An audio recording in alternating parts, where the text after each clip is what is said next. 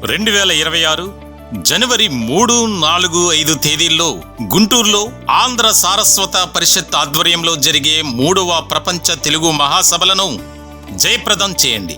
రండి, తెలుగువాడి ఘనతను, తెలుగు భాష గొప్పతనాన్ని ప్రపంచానికి చాటి చెబుదాం.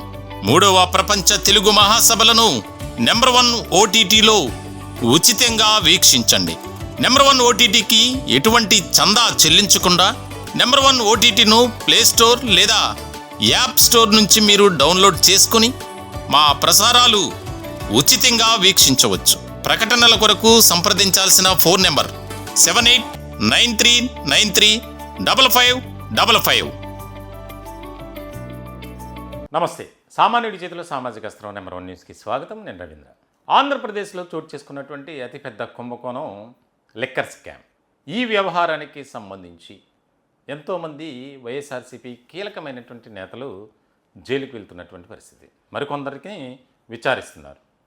మరికొందరు అనుమానితులు త్వరలోనే జైలుకి వెళ్ళే అవకాశాలు కూడా ఉన్నాయి అనేది ఇప్పుడు జోరుగా ప్రచారం జరుగుతుంది.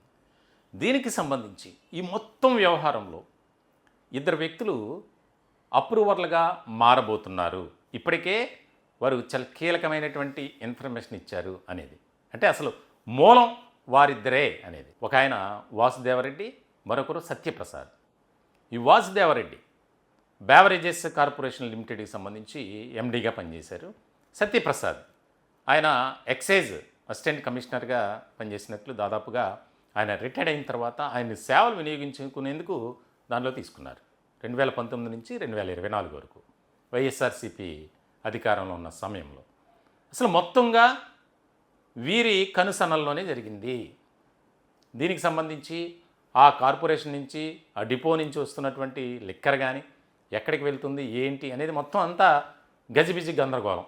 దానికి సత్యప్రసాద్, వాసుదేవరెడ్డి సపోర్ట్ చేశారు అనేది ఒక రకంగా ఆరోపణలు వినిపించాయి తీవ్రమైనటువంటిగా. అయితే ఇప్పుడు తాజాగా జరుగుతున్నటువంటి పరిణామాలు చాలా కీలకంగా మారాయనే చెప్పాలి. ఈ ఇద్దరు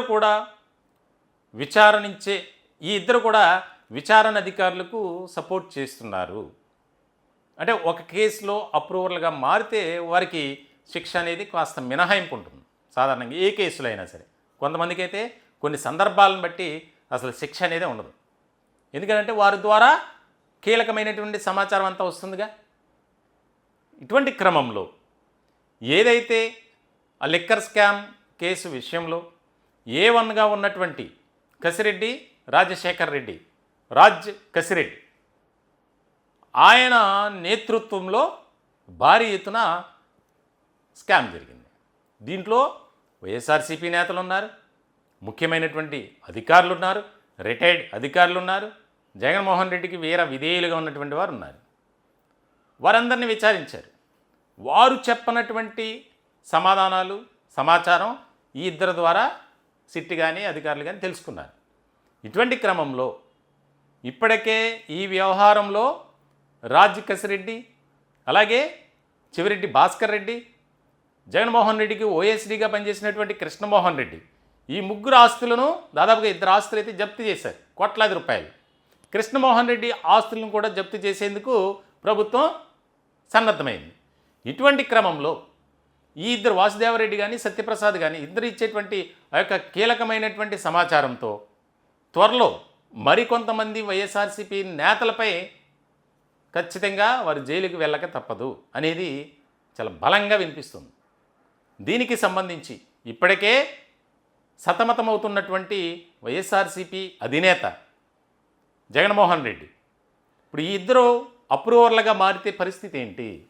ఆయన కూడా అడ్డంగా బుక్ అవ్వక తప్పదు. ఇప్పటికే భారతీ సిమెంట్స్లో శాశ్వత డైరెక్టర్గా ఉన్నటువంటి బాలాజీ గోవిందప్ప, ఆయన కూడా అరెస్ట్ చేశారు. ఆయన దగ్గర నుంచి చాలా కీలకమైనటువంటి సమాచారం, అసలు సంబంధం లేనటువంటి వ్యక్తి అనుకున్నారు అందరూ. కానీ ఆయన కార్యాలయంలో కానీ, భారతీ సిమెంట్స్లో కానీ, అక్కడ దానికి సంబంధించినటువంటి ఆఫీసులో కానీ సోదాలు జరిగాయి. అక్కడ చాలా కీలకమైనటువంటి సమాచారం తీసుకున్నారు అధికారులు. దాన్ని బట్టి ఆయన అరెస్ట్ చేశారు. ఇటువంటి సందర్భంలో అతను కూడా చాలా కీలకమైనటువంటి సమాచారమే ఇచ్చారు. దీంట్లో ఓవరాల్గా రానున్న రోజుల్లో కీలకమైనటువంటి పరిణామాలు చోటు చేసుకోబోతున్నాయి. దీనికి సంబంధించి చాలా ముఖ్యమైనటువంటి వ్యక్తులు పార్టీలో ఉన్నటువంటి వారు అరెస్ట్ కాబోతున్నారు, ఇబ్బంది పరిస్థితుల్లోకి వెళ్తున్నారు అనేది రాజకీయ వర్గాల్లో చర్చ బాగా జరుగుతుంది. దేశవ్యాప్తంగా సంచలనం కలిగించినటువంటి వ్యవహారం ఇది. లిక్కర్ స్కామ్ దాదాపుగా 4,000 కోట్ల రూపాయలు. దాని తర్వాత కూటమి అధికారంలోకి వచ్చిన తర్వాత ఇంకొక వ్యవహారం బయటపడింది, కల్తీ మద్యం తయారీ. చూడండి అసలు ఏ రకమైనటువంటి విధానంలో వెళ్ళారు. అది కూడా అందులో తెలుగుదేశం పార్టీ నాయకులు చేతులు కలిపారు. వైఎస్ఆర్సీపీ నుంచి ఎన్నికలకు ముందు తెలుగుదేశం పార్టీలోకి వచ్చారో వారు వీళ్ళంతా కలిసి ఒకచోట ములకల చెరువు ఆ ప్రాంతంలో తంబళ్ళపల్లి నియోజకవర్గ పరిధిలో కల్తీ మద్యం తయారీ కేంద్రాన్ని ఒక పరిశ్రమలాగా ఏర్పాటు చేశారు. అంటే అధికారం ఉంది కదా అని చెప్పి వైఎస్ఆర్సీపీ నేతలు ఏ రకమైనటువంటి అక్రమాలకు వెళ్ళారు, అవినీతి చేశారు అనేది మనం చూస్తున్నప్పుడు ఆ వ్యవహారంలోనే వైఎస్ఆర్సీపీలో కీలకమైనటువంటి నేతలు, మాజీ మంత్రి జోగి రమేష్ ఇంకా కొంతమంది జైలుకి వెళ్ళారు. ఇప్పుడు అప్రూవర్లుగా మారుతున్నారు. ఖచ్చితంగా వారు ప్రభుత్వానికి పూర్తి స్థాయిలో సహకరిస్తారు అని చెప్తున్నటువంటి వాసుదేవరెడ్డి, సత్యప్రసాద్ ఇద్దరూ కూడా కీలకం కాబోతున్నారు. ఇప్పటికే కొంతమంది వైసీపీ నేతల్లో వణుకు ప్రారంభమైందంట. చూడాలి రాబోయే రోజుల్లో ఎటువంటి పరిణామాలు చోటు చేసుకుంటాయనేది.